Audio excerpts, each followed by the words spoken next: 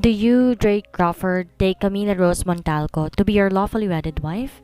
To share your life openly, standing with her in sickness and in health, in joy and in sorrow, in hardship and in ease, to cherish and love forevermore? Camilla knew that she was useless in her family. Wala siyang matinong nagawa sa buong buhay niya, kaya madalas siyang pagbuhatan ng kamay ng kanyang ama o kaya ng kanyang madrasta. No one treated her well, even the maids in her home. They all believe she's a nuisance. Dumating ang araw nagkaroon siya ng silbi sa kanyang ama nung kailangan ito makipagkasundo sa pamilya Jones. Kahit takot na takot sa kanyang magiging asawang si Drake, wala siyang magawa kundi ipagpatuloy ang kanyang obligasyon bilang Montalco. Sa unang bahagi pa lang pinaramdam na kagad ni Drake ang disgusto sa kanya. Malayo siya sa mga babaeng makakasalamuhan nito. Sino nga bang magnanais na isang tulad niyang hindi nakapagtapos ng pag-aaral? Payat at di masyadong kagandahan, ngunit determinado siyang ipaglaban ang kasunduan kay Drake, kaysa bumalik sa tahanan ng mga Montalco na umabuso sa kanya. Camia's heart was beating frantically. Sinama siya ng kanyang stepbrother na si William sa bachelor's party ng kaibigan nitong matatagpuan sa isang hotel. Alam niya di maganda ang intensyon ng lalaki. Gayunman wala rin siyang magawa kundi ang sumunod dito dahil natatakot siya sa banta ng lalaki. I will kill your precious manang puring if you disobey me. Natatandaan niya ang nakalarawan at nakadidemonyong ngiti ni William bago siya nito dalhin sa lugar na yon. Hello boys? Anang huli matapos silang pagbuksan ng pintuan. Wow, Will! Sumipol ang isa. Talagang sinama mo si Camia? Namumula na ang mata nito. Kung anong dahilan hindi niya na inintindi pa. Get inside. Marahas na utos sa kanya ng kanyang kapatid. Tinulak siya nito na mag-atabili siya. Please, I want to go home. Naiiyak niyang usal. 5 lalaking naroon at wala na siyang nakikita pa na iba. Natatakot siya lalo pangat alam niyang di maganda parati ang intensyon ni William sa kanya. Naglandas ang kanyang luha habang gumagapang sa kanya ang takot. Shh! Hinaplos ng isa sa mga kaibigan nito ang kanyang pisngi. We don't do anything bad to you, Camia. Gusto lang namin maging masaya ka. Mag-enjoy ka lang. Mahinahon itong sabi. Gayunman naglanda sa kanyang ugat ang pagkadiri sa daliri nitong humahaplos sa kanyang pisngi. Nakita niyang inabutan na malapad na bungkos ng lilibuhin si William na isa sa mga kaibigan nito. Seryoso mukha noon pagkatapos sinabi sa kanya, Throw your clothes off, then dance. Humigpit ang hawak niya sa kanyang damit. No, I'm going home. Tumalikod siya para tunguhin ng pintuan pero humarang sa kanyang daan ang isa sa mga kaibigan ng kanyang stepbrother. Please, let me go. Is this fun for you, Will? You said she's fun. Anang isa sa mga lalaki. Umupo si William sa dulong couch na nakangisi. Aren't you having fun? Anang isa bago humalakak. This is the reason why I like her. I cannot wait to fuck her cowardly brains out. Come on, Camia. Show us what's behind your clothes. No. Anian. Aniyang sumigaw. Mas dumumuli pa ang kanyang luha. Let her go. Anang isang nakasimangot na. Hindi ko ibabalik ang pera kung paalisin niyo siya rito. Banta ni William. Naningkit ang mata nitong lumapit sa kanya. Simple lang gagawin mo. Why don't you just follow? Marahas siya nitong sinampal. Nagulong buhok niya at halos mabali ang kanyang maliit na katawan. Sasabihin ko kay dad tong ginagawa mo? Tumawa na malakas si William. Seriously, kailan ba nagkaroon ng amor sa'yo ang tatay mo? Mas mahal niya ako kaysa sa'yo, Camia. You are dumb and useless. Nobody even gives a damn about you besides me. Go, Camia. Feel free to get out. Pero magbibilang kami ng 10. Kapag nahuli ka namin sa labas, sorry ka na lang. Kumilid ang katawan ng lalaking humaharang sa pintuan. She could see the excitement in his eyes. Naging mitsa yon para lumabas siya ng silid at tumakbo sa hallway. She had to leave this beast behind. Nakikita niyang isa sa mga lalaking madalas dumalaw sa kanilang bahay. Ang best friend ni William. Nahuhuli niya itong madalas malapot kung tumingin sa kanya. Ngunit narinig niya ring sinabihan to ng kanyang kapatid na, She's stupid. Even her father hated the woman. If you want to fuck her, go ahead. She might be helpful to you. Nagbalik siya sa kasalukuyan nang marinig ang kanyang pangalan sa pagliko ng hallway. Run, Camia! Run! Umigik siya ng iyak. 10, 9, 8. Kapag nahuli siya ng mga to, sigurado katapusan na niya. Sigurado siya hindi siya ligtas lalo pat halatang wala sa tamang katinoan ang mga kaibigan ni William. Sa kabila ng kanyang basang pisngi, sinubukan niyang isa-isahin pagbukas sa mga pintuan. Yun lang pag-asa niya para maigtas siya sa oras na to. Himalang ang isa sa mga iyon, hindi nakalapat. Di na siya nag-isip at pumasok na sa loob, ngunit halos gumapang din ang kilabot sa kanyang balat na makitang dalawang hubad na katawan na marahas nagtatalik sa ibabaw ng kama. "Who are you?" Anang lalaking may malapad na katawan. Bubuksan niya sana ang pinto para lumabas muli na mapagtantong may mga lobo sa labas ng pintuang iyon na naghihintay sa laman na lalapain. Sir, hindi mo naman sinabi sa akin na may kasama pala tayo?" Malanding wika ng babae. May kinuha itong yosi sa ibabaw ng bedside table. "Shut up! Damn it!" He clenched his teeth. Madalim ang anyo ng lalaki at tumayo, lumapit sa kanyang direksyon. Nanlaki ang kanyang mata sa takot, lalo pa na lumapit ang kahubdan nito sa kanya. Malinaw sa kanyang paningin ang matigas at matagtong pagkalalaki. Alam niya wala siyang karapatan na matakot dito dahil siya ang pumasok sa salid na iyon nang walang paalam. "I will call the police," banta nito. Dumalo yung iba't ibang emosyon kay Camia hanggang sa literal magdilim ang kanyang paningin at mawalan sa ng malay.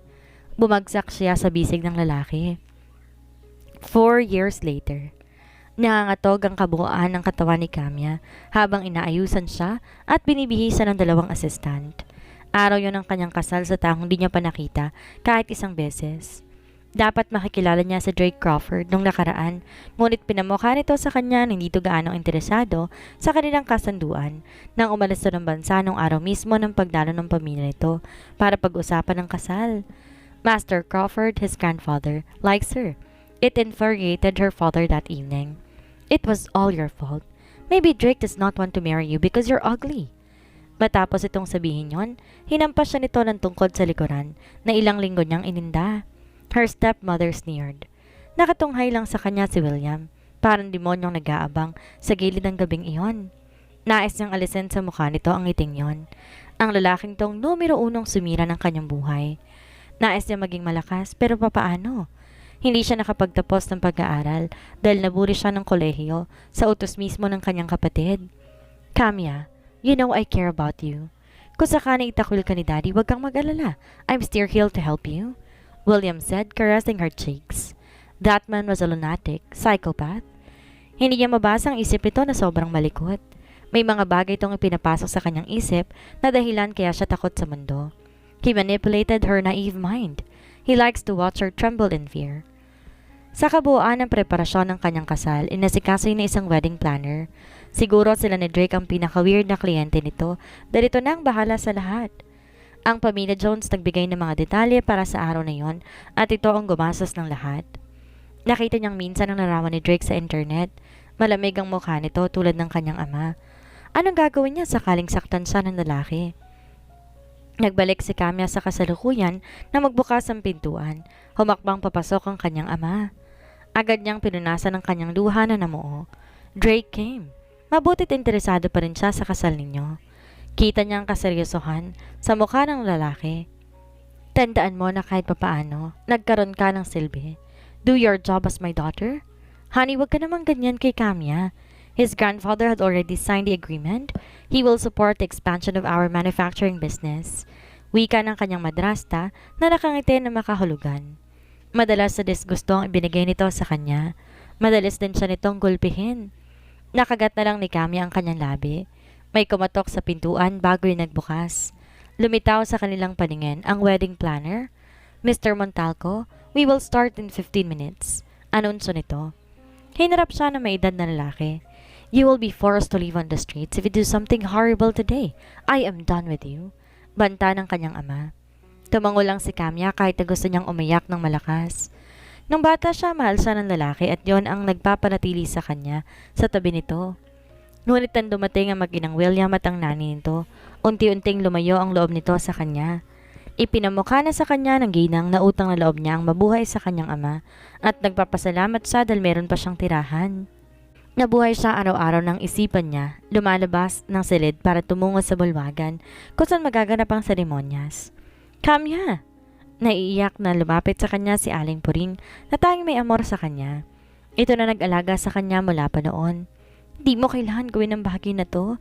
Dadalhin kita sa probinsya kung kinakailangan." Niyakap niya ang babae. May edad na to, di tama maging pasanin siya ng ginang. Kaya nga sumama rito ang huling mapipili niya sa mga nakaplano niyang gawin. No, ayos lang po ako, aniya. Kilala kita, Kamya. Hindi ayos ang bagay na to. Narinig ko ang mga sunod na usapan tungkol kay Drake Crawford. Hindi magiging maayos ang buhay mo sa taong yon. Babaero siya. Wika ng ginang.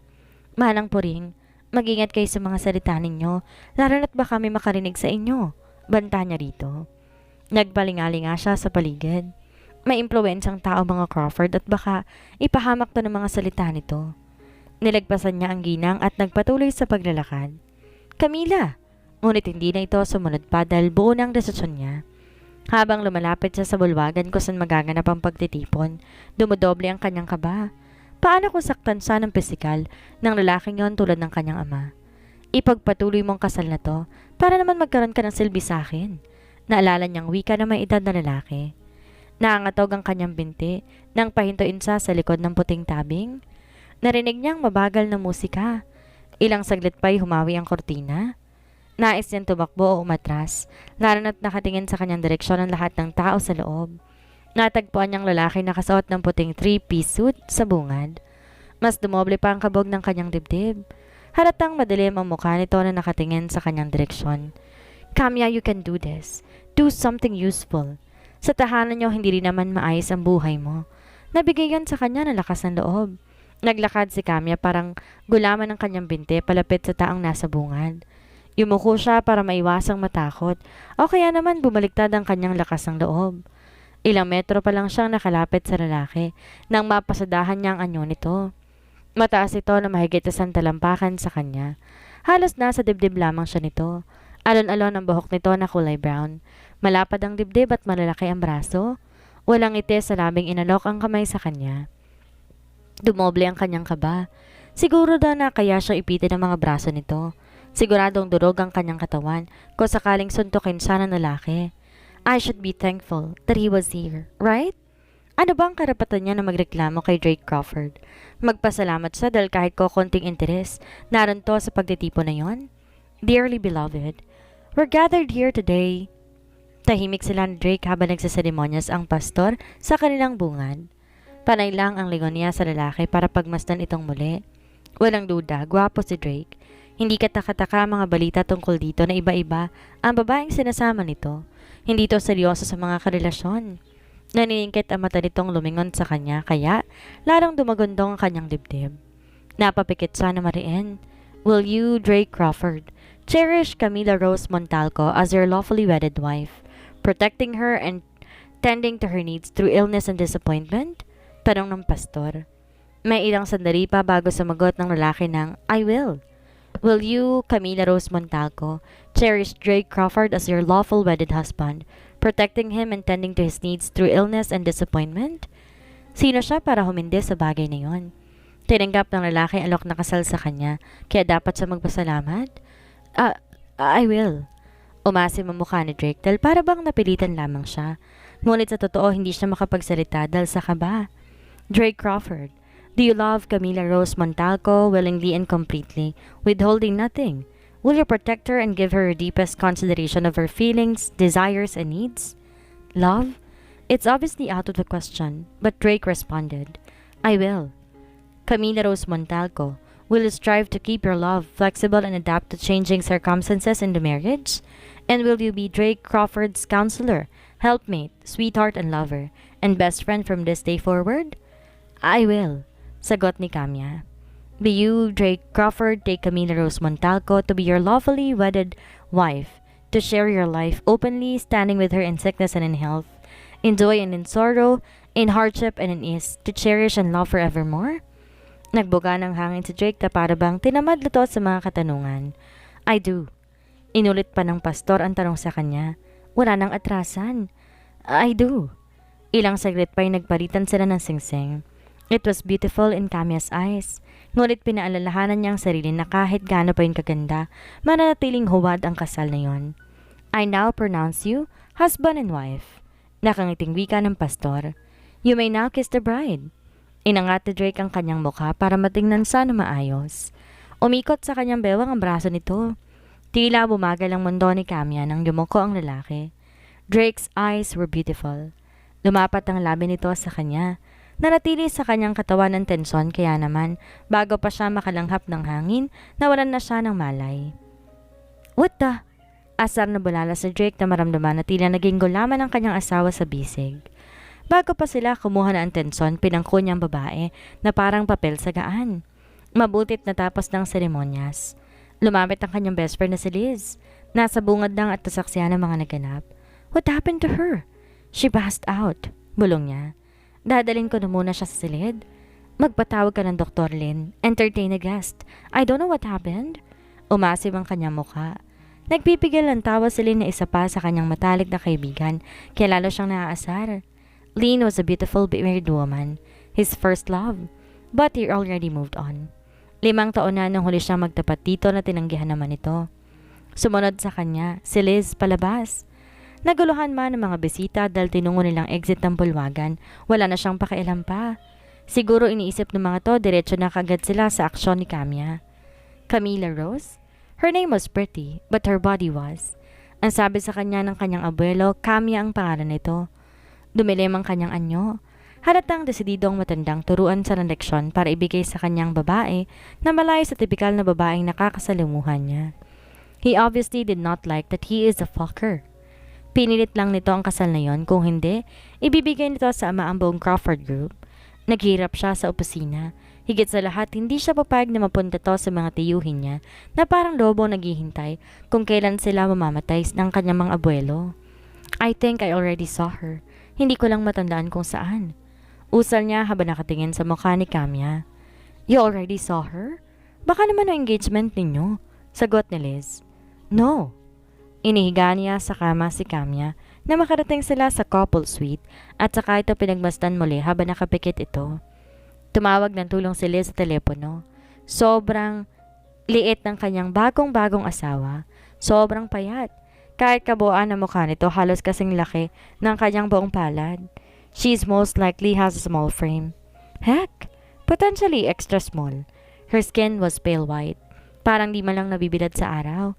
Is she pretty? She is simple, cute, and not his usual type. 24 ang edad nito. Ngunit para siya nagpakasal sa 16 years old na babae. 8 taon ang tanda niya rito. What is wrong with her? Naaasar niya pang tanong matapos maisip na hinimatay ito matapos silang bendisyonan. Calm down. Aniles nang tapos na sa tawag nito. May aakit na medic. Matutuwa ka ba kung sakaling hinimatay ang babae nang binigyan mo kung anumang halik sa labi? I shouldn't have agreed to this marriage. Naiinis din niyang sabi. It's too late for that. You already said I do. She's far from the woman I've dated. I want big boobs, a sexy or a woman with a curvy body. This woman is petite, innocent. Does she even know how to suck cock? Patuloy pa niyang reklamo. The women you mean? Pagtatama ni Liz. Drake, she is a wife, not some random bitch. She's not a whore. I'm sorry. Narinig nilang maliit na boses mula sa kama. Sabay silang napalingon ni Liz. Nakaupo ng babae sa kutson, luhaan yakap ang unan. May humaplos na awa sa dibdib niya habang nakatingin sa luhaan nitong pisngi.